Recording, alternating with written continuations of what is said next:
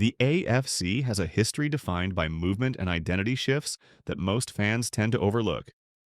While we see the logos on the field today, almost every franchise in this conference has undergone a massive change in branding or location to get where they are now. We are going to look at the most recent relocation or rebrand for all 16 AFC teams. This is a look at the specific reasons these organizations decided to change their names or move their headquarters across the country. To reach a full understanding of these teams, we have to look at the legal battles, the stadium disputes, and the political pressures that forced these changes to happen. The Indianapolis Colts. The Indianapolis Colts provide one of the most documented stories of relocation in professional sports. In the early 1980s, the team was based in Baltimore and was playing in an aging Memorial Stadium. The owner, Robert Irsay, had been unsuccessful in negotiating a new stadium deal with the city of Baltimore, which led to a complete breakdown in the relationship between the team and local government. By March of 1984, the situation reached a breaking point when the Maryland state legislature began moving forward with a bill that would allow the city to seize the team through eminent domain.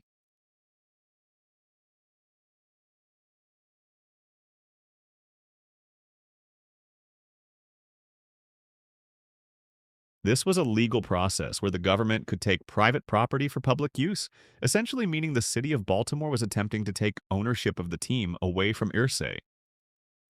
Fearing that he would lose his multi-million-dollar asset, Irsay reached a secret agreement with the city of Indianapolis, which had just completed the construction of the Hoosier Dome without having a team to play in it. On the night of March 28, 1984, Irsay contacted the Mayflower Transit Company and requested 15 moving trucks to arrive at the Colts training facility in Owings Mills. The move happened during a massive snowstorm in the middle of the night. Staff members were told to pack everything, including the office furniture, the weight room equipment, and the players' uniforms. The trucks were loaded within hours and sent on separate routes to Indianapolis to ensure that Maryland State Police could not intercept them. By the time the sun came up and the state legislature met to finalize the seizure of the team, the Colts were already across state lines.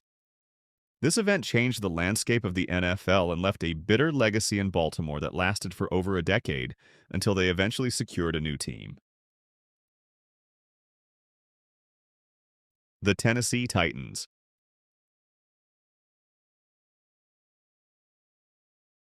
In Tennessee, the Titans franchise exists as a result of a long and difficult transition from Houston, Texas. Bud Adams, the owner of the Houston Oilers, had grown frustrated with the lack of progress on a new stadium to replace the Astrodome. In 1995, he announced that the team would be moving to Nashville. However, the stadium in Nashville was not going to be ready until 1999, which created a 3-year lame duck period. For the 1996 season, the Oilers stayed in Houston, but the atmosphere was toxic as fans refused to show up to support a team that had already announced its departure. Adams decided to move the team to Tennessee a year early in 1997, but Nashville still didn't have a temporary facility large enough to host NFL games. The team ended up playing the 1997 season in Memphis at the Liberty Bowl, which was a 3-hour drive from where the team was actually based in Nashville. This was a disaster for the franchise, as the residents of Memphis had no interest in supporting a team that was openly waiting to move to a rival city. Attendance dropped to as low as 17,000 people per game, and the team often felt like they were playing 16 road games a year. In 1998, they moved their home games to Vanderbilt Stadium in Nashville, which was much smaller but allowed them to connect with their future local fan base. During this entire time, they remained the Tennessee Oilers. It wasn't until the new stadium, now known as Nissan Stadium, was completed in 1999 that the team rebranded. Adams wanted a name that reflected Nashville's nickname, the Athens of the South, and settled on the Titans. Leadership and other heroic qualities, Titans is the name.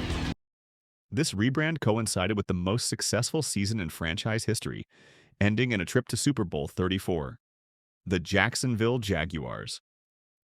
The Jacksonville Jaguars entered the league as an expansion team in 1995, but the story of their identity and branding began much earlier. Jacksonville had been trying to secure an NFL team for decades, and they were considered a massive underdog compared to cities like St. Louis or Baltimore during the 1993 expansion race. The city's efforts were led by Wayne Weaver, a businessman who had found success in the shoe industry with his company Nine West. When it came time to name the team, the organization held a fan contest in 1991, 4 years before the team would ever take a snap on an NFL field. The name Jaguars was selected over other finalists like the Sharks and the Stingrays. The choice was somewhat unusual given that jaguars are not native to North Florida, though they did have a connection to the local zoo. Once the name was chosen, the team faced a significant legal hurdle before they could even start selling merchandise. The car manufacturer Jaguar filed a legal complaint, claiming that the team's logo and name would cause confusion with their luxury vehicle brand. This led to a settlement where the Jaguars had to redesign their original logo, which featured a full-bodied jaguar leaping forward into the head-only logo that became their primary mark for their first 2 decades. The team officially began play in 1995 in a rebuilt Gator Bowl stadium. Unlike many expansion teams that struggle for years, the Jaguars found immediate success, reaching the AFC Championship game in only their second season. This early success solidified the Jaguar brand in a market that many experts thought was too small to support a professional football team. The branding has remained largely consistent since that initial settlement with the car company, with only minor updates to the logo and color scheme over the years. The Houston Texans. The Houston Texans are the youngest franchise in the AFC, and their name was chosen specifically to heal the wound left by the departure of the Oilers. After Bud Adams moved his team to Tennessee, Houston was left without professional football for 5 years. When the NFL decided to expand to 32 teams, a group led by Bob McNair won the rights to the new franchise over a competing bid from Los Angeles. McNair spent a significant amount of time researching names that would resonate with the people of Houston. He wanted a name that felt traditional and reflected the culture of the state. He eventually narrowed the list down to 5 finalists: the Apollos, the Stallions, the Wildcatters, the Bobcats, and the Texans. The choice of the Texans was complicated because it had a long history in other leagues. The name was famously used by the franchise that eventually became the Kansas City Chiefs when they played in the AFL in the early 60s. Because of this, the NFL had to work with the Hunt family, who owned the Chiefs, to secure the rights to the name. Additionally, a defunct NFL team from 1952 had also used the Dallas Texans name. Once the legalities were cleared, the team unveiled its logo, which is a bull's head designed to look like the Texas state flag. This branding was meant to represent the strength and independence of the region. The Texans officially began play in 2002, and their first game was a historic victory over their cross-state rivals, the Dallas Cowboys. This immediate win helped the new franchise establish its own identity, apart from the history of the Oilers, which technically still belongs to the Titans organization in Tennessee. The Las Vegas Raiders. The Las Vegas Raiders completed their transition from Oakland in 2020, marking the end of a decades-long struggle to find a permanent, modern home for the silver and black. For years, the Raiders were the only team in the NFL still sharing a stadium with a Major League Baseball team. This arrangement meant that during the first few months of every season, the Raiders played on a field that still featured a dirt baseball infield, which was not only an aesthetic problem but a significant safety concern for the players. The owner, Mark Davis, had spent years attempting to work with the city of Oakland on a plan for a football-only stadium, but the city's financial situation and the legacy of debt from previous stadium renovations made a deal nearly impossible. After a failed attempt to move back to Los Angeles, the organization turned its sights to where state lawmakers approved $750 million in public funding for a state-of-the-art facility. The move to Las Vegas allowed the Raiders to fully lean into their identity as a global brand in a city that matched the team's renegade reputation. Unlike the move to Los Angeles in the 80s, which was driven by Al Davis's desire for a larger market, the move to Vegas was a necessity for the franchise's financial survival.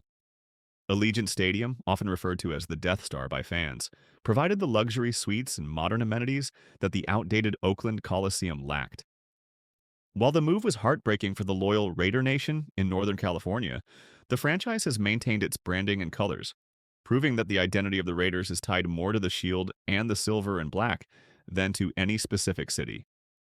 They remain the only team to move to the same city twice and leave it twice, a testament to the turbulent but iconic history of the Davis family's leadership. The Kansas City Chiefs. The Kansas City Chiefs were originally the Dallas Texans, a founding member of the American Football League in 1960. The owner, Lamar Hunt, was a visionary who wanted to bring professional football to his hometown of Dallas, but he quickly found himself in a war for fans against the NFL's expansion team, the Dallas Cowboys. Despite winning the AFL championship in 1962, Hunt realized that the Dallas market was not large enough to sustain two professional teams simultaneously. He began looking for a new home and was courted by H. Roe Bartle, the mayor of Kansas City. Bartle was an eccentric and powerful figure who promised Hunt that Kansas City would provide the attendance and support the team lacked in Texas. To prove his point, Bartle organized a massive ticket drive that convinced Hunt to make the move in 1963. When the team arrived in Missouri, they needed a new name that would connect with the local community. While many fans assume the name Chiefs was a reference to Native American culture, it was actually a direct tribute to Mayor Bartle himself. Bartle's nickname in Kansas City was the Chief, a title he had used for years as the leader of a local scouting organization. Lamar Hunt chose the name as a secret way to thank the mayor for his instrumental role in saving the franchise. For many years, the team's branding relied heavily on Western and Native American imagery, but the organization has recently made efforts to clarify the historical origin of the name, while moving away from some of the more controversial aspects of its early promotional materials. The Chiefs have since become the cornerstone of Kansas City sports, a legacy that started because a Dallas billionaire took a chance on a mayor's promise. The Los Angeles Chargers. The Los Angeles Chargers' most recent move occurred in 2017, when the team left San Diego to return to their original birthplace of Los Angeles. The Chargers had spent 56 years in San Diego, but the relationship between the Spanos family and the city government had deteriorated over a long-running dispute regarding the replacement of Qualcomm Stadium. The facility was widely considered one of the worst in the league, with structural issues and a lack of modern revenue-generating features. After a 2016 ballot measure for a new downtown stadium failed to get public support, the team exercised its option to relocate. The move was highly controversial, as San Diego had a deeply loyal fan base that felt betrayed by the decision to move just 2 hours north to a city that already had the newly arrived Rams. The first few years in Los Angeles were a bizarre chapter in NFL history. Because their permanent home at SoFi Stadium was still under construction, the Chargers played 3 seasons at Dignity Health Sports Park, a soccer stadium in Carson that held only 27,000 fans. This created an intimate but often awkward environment where the crowd was so close to the sidelines that players could hear individual hecklers. It also led to takeovers by opposing fans, as visiting teams' supporters would buy up the limited tickets, making Chargers home games feel like road games. This period was a test of the franchise's resilience as they worked to build a new fan base in a crowded Los Angeles market. Today, sharing SoFi Stadium with the Rams, the Chargers are still fighting for their share of the city's attention, but the move successfully increased the franchise's valuation by over $500 million almost overnight. The Denver Broncos. The Denver Broncos are one of the few AFC teams that have never relocated, but their identity and name have a story that is deeply rooted in the spirit of the American West. When the team was founded in 1960 as a charter member of the AFL, the owner Bob Howsam held a statewide contest to find a name that would resonate with the people of Colorado. Out of hundreds of entries, the name Broncos was selected by a panel of judges. The official winner was a man named Ward Vining, who wrote a short essay arguing that the Bronco was a symbol of toughness and the rugged individualism that defined Denver. While the name was popular, the team's early years were so financially difficult that they famously wore hand-me-down uniforms with brown and yellow vertically striped socks that were so ugly they were eventually burned in a public bonfire. The Broncos' most significant identity shift happened not with a move, but with a total rebrand in 1997. For decades, the team had worn the classic D logo with a horse poking out of the center. Under owner Pat Bolin, the team worked with Nike to create a more modern, aggressive look. They introduced the current Cyber Horse logo and a new color scheme of navy blue and sunset orange. This rebrand was initially met with skepticism by traditionalist fans, but the team happened to win back-to-back Super Bowls immediately after the change. This success forever linked the new look to the greatest era in franchise history, making it one of the most successful rebrands in professional sports. The Broncos remain the only original AFL franchise to stay in the same city with the same nickname for their entire existence. A point of pride for a fan base that views the team as the central pillar of the Rocky Mountain region. The New York Jets. The New York Jets began their history under the much more imposing name of the New York Titans in 1960. The original owner, Harry Wismer, chose the name because he felt that Titans are bigger than Giants, a direct shot at the established NFL team in the city. However, the Titans were plagued by financial disaster. Wismer was often unable to pay his players, and the team played in the crumbling polo grounds in front of crowds so small that the stadium felt empty. In 1963, a five-man syndicate led by Sonny Werblin purchased the team for $1 million and immediately realized that the Titans brand was tainted by years of failure and bankruptcy. They needed a fresh start that reflected the growing optimism of the 1960s and the technological advancements of the era. The decision to rename the team the Jets was influenced by the team's new stadium, Shea Stadium, which was located in Queens right between LaGuardia and JFK airports. Werblin wanted a name that sounded fast, modern, and high-tech, fitting for a team that was moving into a brand new facility in the space age. He also changed the team's colors from the Titans' blue and gold to green and white, which he reportedly chose because he was born on St. Patrick's Day. The rebrand was a massive success and was solidified in 1969 when Joe Namath led the team to a victory in Super Bowl III. This win was a turning point for the entire AFL, proving the Junior League could compete with the NFL. Even though the Jets now share a stadium with the Giants in New Jersey, they have maintained the New York identity and the green and white colors that were born out of a desire to move past the failures of the Titans era. The New England Patriots. The New England Patriots' most recent identity change took place in 1971, marking a shift from being a local Boston team to a regional powerhouse. For their first decade in the AFL, they were known as the Boston Patriots. But the organization struggled to find a permanent home, bouncing between several different stadiums, including Fenway Park and Harvard Stadium. When the team finally secured the funding to build their own facility in Foxborough, about 25 miles outside of the city, they knew a name change was necessary to reflect their new location. The ownership group originally settled on the name Bay State Patriots, as they wanted to appeal to the entire state of Massachusetts. However, the NFL front office rejected the name because they felt the initials BS would be a constant source of ridicule from opposing fans and the media. Faced with this rejection, the team settled on the New England Patriots, which allowed them to claim the loyalty of all 6 states in the region. This was a brilliant marketing move that expanded their reach far beyond the Boston city limits. Along with the name change, the team eventually moved away from the Pat Patriot logo, the colonial figure hiking a football, to the sleek Flying Elvis logo they use today. While the rebrand was initially just a way to solve a stadium location issue, it laid the groundwork for the team to become one of the most valuable brands in all of sports. The Patriots are now synonymous with the entire New England region, a status that began because the league wouldn't let them use a name that abbreviated to a common insult. The Buffalo Bills. The Buffalo Bills have a naming history that is surprisingly corporate, despite the team's rugged blue-collar image today. The name was first used by a team in the All-America Football Conference in the late 1940s. When that league folded, the city of Buffalo was left without a team until the AFL was formed in 1960. The new owner, Ralph Wilson, decided to revive the Bills name because of its existing popularity in the region. The name itself was originally the winner of a 1947 fan contest, chosen to honor the legendary frontiersman Buffalo Bill Cody. However, the choice wasn't just about regional history. The owner of the 1940s team, James Bruey, also owned the Frontier Oil Company. He felt that the name Buffalo Bill perfectly complemented his company's Frontier branding, making the team's name a subtle piece of cross-promotion for his oil business.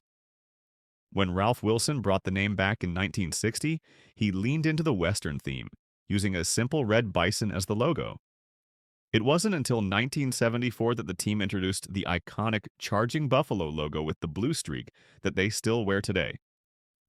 Despite being in one of the smallest markets in the league, the Bills have resisted several opportunities to relocate, most notably during the period after Ralph Wilson's death when there were fears the team might be moved to Toronto. The fans known as Bills Mafia have turned the team's small market status into a badge of honor, creating a culture of loyalty that is unique in the NFL.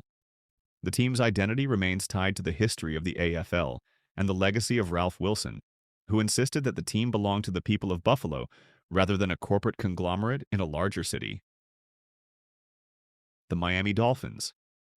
The Miami Dolphins entered the league in 1966 as an expansion team, and their branding was a direct attempt to capture the tropical, vibrant energy of South Florida.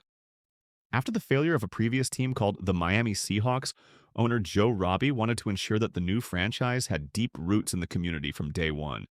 He organized a massive naming contest that received nearly 20,000 entries from fans across the state. While popular names like the Sharks and the Suns were submitted, the Dolphins emerged as the clear favorite with over 600 entries. Robbie famously remarked that he liked the name because the dolphin is one of the fastest and smartest creatures in the sea, and he wanted his team to embody those qualities on the football field. The official winner of the contest was a 33-year-old housewife named Marjorie Swanson. She was awarded 2 lifetime season tickets after winning a tiebreaker by correctly predicting a scoreless tie in a college game between Miami and Notre Dame. This community-focused origin story helped the Dolphins quickly become the most popular sports team in Florida. The team's colors, aqua and orange, were chosen to reflect the water and the sun of the Miami coastline, creating one of the most recognizable visual identities in the league. While many teams have gone through drastic rebrands to modernize their look, the Dolphins have stayed remarkably consistent, only making minor tweaks to their logo over the decades. They remain the only team in NFL history to complete a perfect season, a legacy that has kept their original 1960s branding iconic and untouchable for generations of fans. The Baltimore Ravens. The Baltimore Ravens represent one of the most complex rebirth stories in professional sports. In 1996, Art Modell moved the personnel and players of the Cleveland Browns to Baltimore, but the city of Cleveland fought a fierce legal battle to keep the Browns' name, colors, and records. As part of the settlement, Modell agreed to leave the Browns' history behind and start a new franchise in Baltimore. This left the team in a desperate search for an identity that would resonate with a city that was still mourning the loss of the Colts. The organization turned to the fans, holding a poll in the Baltimore Sun that drew over 33,000 callers. The 3 finalists were the Americans, the Marauders, and the Ravens. The name Ravens won by a landslide, largely because of the city's connection to the legendary macabre poet Edgar Allan Poe, who is buried in Baltimore and wrote his most famous work, The Raven, while living there. This makes the Ravens the only team in the NFL named after a piece of classic literature. The choice allowed the team to immediately feel like a part of Baltimore's history, rather than a transplant from Ohio. To further cement the connection, the team's mascots were originally named Edgar, Allan, and Poe. The move and rebrand were so successful that the Ravens won a Super Bowl within just 5 years of their inception. While the move from Cleveland remains one of the most hated moments in Ohio sports history, it resulted in a brand in Baltimore that is deeply intellectual, fiercely local, and completely distinct from the rest of the league. The Cleveland Browns. The Cleveland Browns' most recent major change was actually a resurrection. After the original franchise moved to Baltimore in 1996, the city was left without a team for 3 seasons. However, because of the legal settlement won by the city's fans and government, the NFL was forced to keep the Browns' intellectual property in a sort of stasis. In 1999, the league granted Cleveland an expansion franchise that was legally allowed to inherit the name, the orange and brown colors, and the entire history of the team, dating back to 1946. This is a unique situation in sports. Usually, when a team moves, the history goes with them. In Cleveland's case, the Browns never technically left. They just stopped playing for 3 years. The team is named after its founding coach and partial owner, Paul Brown, who was one of the most innovative minds in the history of the game. Interestingly, Brown himself was actually against the name.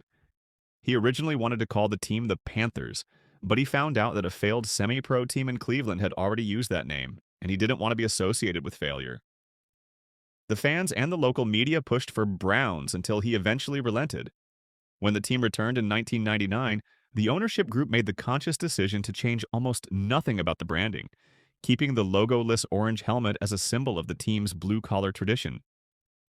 This most recent iteration of the Browns has struggled to find the success of the original team, but for the fans in Cleveland, the fact that they kept their name and history is considered one of the greatest victories in the history of sports law. The Cincinnati Bengals. The Cincinnati Bengals were born out of a sense of professional revenge. After being fired from the Cleveland Browns by owner Art Modell in 1963, Paul Brown spent several years looking for a way to get back into the game he had helped build. He eventually secured an expansion franchise in the AFL for the city of Cincinnati. When it came time to name the team, he chose Bengals as a tribute to a previous Cincinnati team that had played in the 1930s. This move was a deliberate attempt to link his new franchise to the city's football heritage, but there was also a subtle jab at his former team. Brown chose a shade of orange and a helmet design that were nearly identical to the Cleveland Browns, effectively telling the world that he was the true architect of the Browns identity, and he was taking it with him to Cincinnati. The team's most iconic rebrand occurred in 1981 when they moved away from the simple Cincinnati text on their helmets to the bold tiger stripes they are known for today. This change coincided with the team's first Super Bowl appearance and transformed them from a clone of the Cleveland Browns into a unique and visually striking brand. The Bengals have always been a family-run organization, with Paul Brown's son, Mike Brown, still overseeing the team today. Their identity is defined by a sense of grit and a us-against-the-world mentality, a legacy that started because Paul Brown refused to let his firing in Cleveland be the end of his career. The Bengals remain a testament to the idea that a team's identity can be forged through the personal history and determination of its founder. The Pittsburgh Steelers. The Pittsburgh Steelers are often cited as the model of NFL stability, but their early years were marked by a lack of identity. From their founding in 1933 until 1940, they were known as the Pittsburgh Pirates. At the time, professional football was so much less popular than baseball that many owners simply copied the names of local baseball teams to trick fans into thinking the two organizations were related. The owner, Art Rooney, eventually grew tired of his team being seen as a secondary thought in the city and held a contest in the Pittsburgh Post-Gazette to find a name that reflected the local industry. The name Steelers was the clear winner, submitted by multiple fans who worked in the city's massive steel mills. The team's most famous branding quirk, having the logo on only one side of the helmet, was actually the result of a temporary experiment that became a permanent tradition. In 1962, the team wasn't sure how the new steel mark logo would look on their gold helmets, so they only applied it to the right side as a test. The logo itself was a marketing tool for the American Iron and Steel Institute, featuring 3 hypocycloids that represent the materials used to make steel: yellow for coal, orange for ore, and blue for steel scrap. This most recent branding evolution perfectly mirrors the city's blue-collar history, making the Steelers one of the only teams in the world whose logo is literally a trademark for the industry their fans work in